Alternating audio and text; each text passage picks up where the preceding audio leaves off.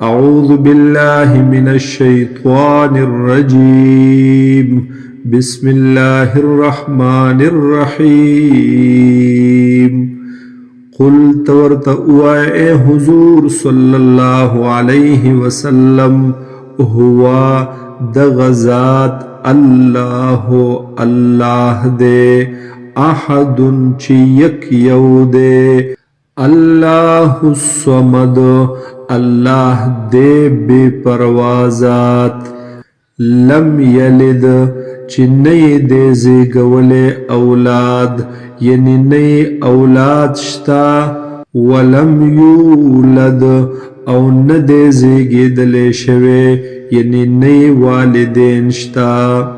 ولم یکن لہو او نشت دے دہغ سرا کفوا احد برابر حصوک ہم